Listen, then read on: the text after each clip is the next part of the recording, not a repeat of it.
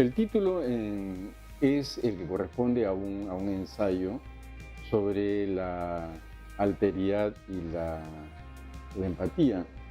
Y es esta idea muy marcada de cómo se tiende a ver a los demás, a los que no son como uno mismo, como si fuera gente que estuviera básicamente errada, ¿no? Y lo otro, la condición de errante es, somos un país con una historia también muy marcada por la migración.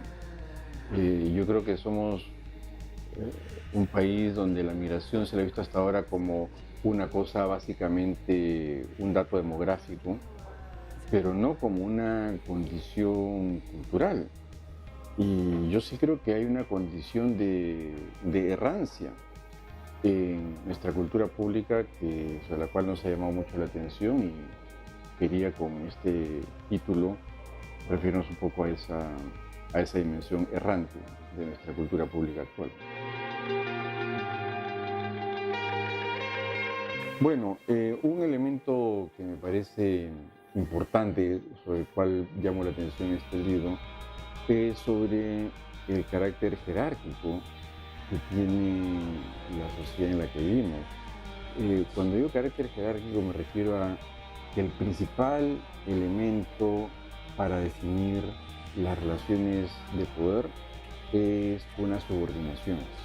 Eh, Generalmente no se reconoce las personas como iguales, sino como que una está subordinada a la otra, que es un régimen muy distinto al de la exclusión, típico, por ejemplo, en las sociedades más clásicamente racistas. Aquí la idea no es tanto un elemento de exclusión, sino de afirmar la subordinación en espacios públicos que deberían ser igualitarios.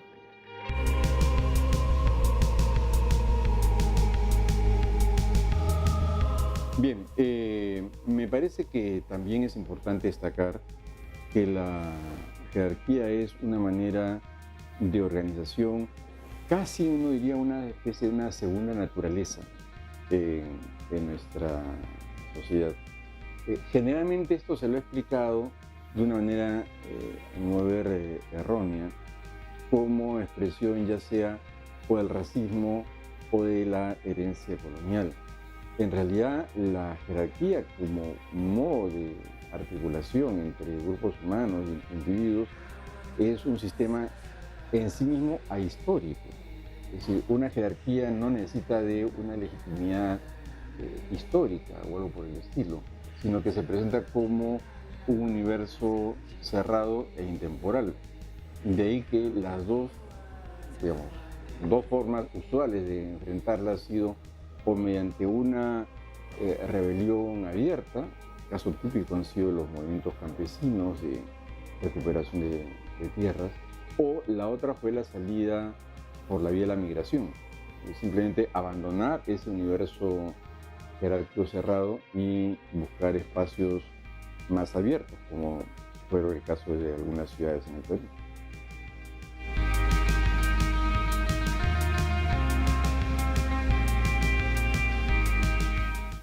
Uno de los ensayos del libro se llama El poder delgado.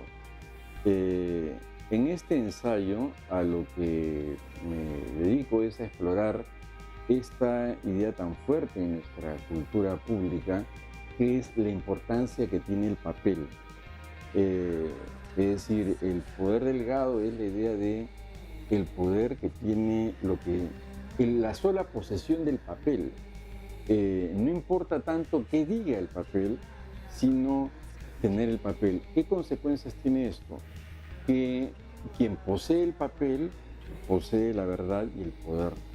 Eh, el papel nos dispensa del contenido del papel, es decir, de la argumentación. Lo que cuenta más es que quien tiene el papel es el que puede denunciar.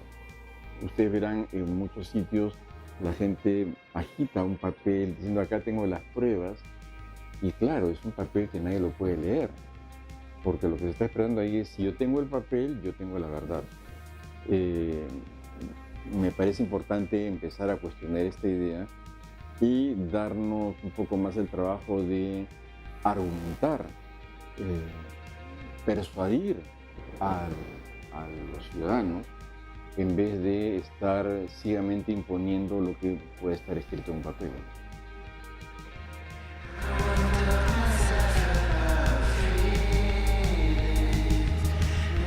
Uno de los trabajos que está ahí se llama La Nación Aparte. El título es tomado de una frase de un constituyente en el año 1979 que se oponía al voto a los analfabetos. Y era interesante las razones que exprimía. Lo que decía era que la población, una gran parte de la población peruana, el problema no era que no estuviera en condiciones de leer o escribir, sino que él decía, tienen otro idioma, otras costumbres, y dice, son una nación casi aparte. Y darles el voto sería una tremenda irresponsabilidad. Esto es dicho en 1979, no es algo, como se suele mencionar, algo pintoresco del siglo XIX o comienzo del siglo XX, no, es en el debate de la Constitución del año 79. Esta idea de un electorado que no está en condiciones de tomar decisiones políticas, si bien no es formulado con la franqueza que aparece en la Constitución del 79, sigue teniendo plena vigencia, bajo una forma más eufemística, que es, por ejemplo, deplorar el bajo nivel educativo de la población, que naturalmente no es una preocupación sobre el nivel educativo, sino una preocupación sobre la capacidad de decisión de las clases bajas. Y ese temor de las élites está, pues, todavía muy presente.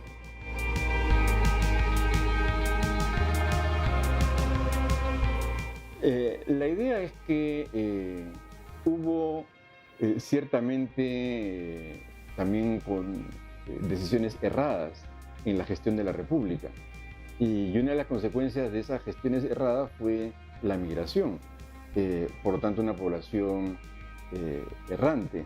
No me parece que una gestión de la República medianamente republicana, valga la redundancia, y democrática, hubiese tenido este desborde migratorio que hubo a partir de la segunda mitad del siglo XX.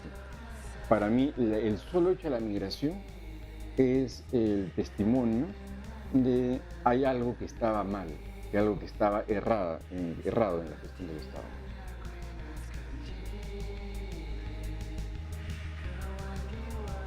La migración empieza un cambio de auditorios y es interesante cómo eso es percibido en la cultura criolla. La ampliación del auditorio es considerado como un auditorio de gente que no razona. Por eso hay una parte en el libro donde retomo una distinción entre lo que se llama discursos de multitud y discursos de público. El discurso de multitud es un discurso esencialmente emocional e inmediato, ¿no? Como cuando se está en el estadio, por ejemplo. Y el discurso de público es el que apela a la capacidad de discernimiento sobre cuáles son los mejores intereses las decisiones que pueden servir mejor a los intereses de las personas. Yo lo que creo es que lo que ha habido es un deterioro del discurso del público y una exageración realmente impresionante del discurso de multitud. Y los medios de comunicación en esto han tenido y tienen una responsabilidad muy grande.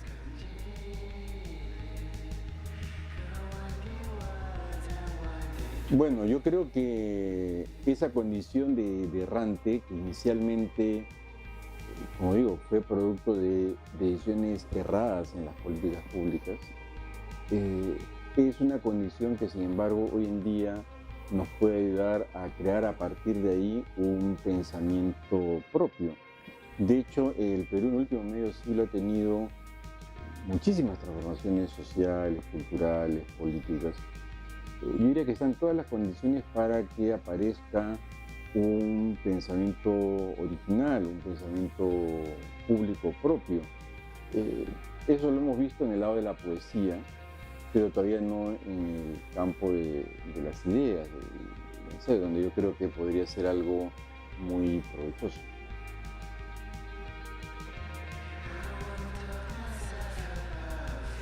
Yo creo que generalmente no hacemos la conexión entre desprecio y desconfianza. Pensamos que son dos cosas que son independientes, uno el desprecio que hay entre los peruanos y otro la desconfianza. En realidad uno es el reverso de la medalla del otro. Eh, Hay desprecio porque hay mucha desconfianza. Eh, Parte de esa desconfianza además es alentada por el tema de la inseguridad, por ejemplo. Es muy interesante ver cómo los noticieros dedican a veces 20 minutos, los primeros 20 minutos, a hablar sobre los últimos delitos callejeros que se han cometido. Y esto genera una sensación de inseguridad. Esto además repetido durante años. Pero cuando uno ve las estadísticas sobre las ciudades más violentas de América Latina, resulta que las ciudades peruanas están en la mitad inferior y entre las capitales, ciertamente Lima está comparativamente entre las que tiene las más bajas tasas de homicidio por habitante. Sin embargo, hay esta deliberada política de la desconfianza a través de la inseguridad. Y ahí donde hay desconfianza, pues muy fácilmente surge el desprecio. Bueno, es interesante ver cómo es que se genera y se impulsa esta cultura de la desconfianza. En mi opinión, es una estrategia político-cultural de la derecha que en los últimos 15 años abandonan la posibilidad de desarrollar una verdadera hegemonía política y deciden gobernar a través del miedo. Y siguen pensando que la estrategia más eficaz para gobernar es el miedo. Ya no es el miedo a la época de la violencia política, ahora es el miedo a los asaltos, a los sicarios, pero es básicamente la idea de gobernar a través del miedo.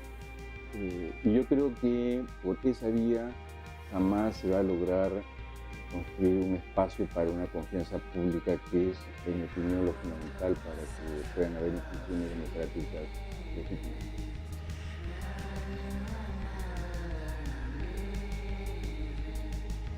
En conclusión, yo podría decir que en el último medio siglo el Perú ha crecido más que sus ideas y que de lo que se trata ahora es de ponernos a pensar a la altura de lo que realmente somos.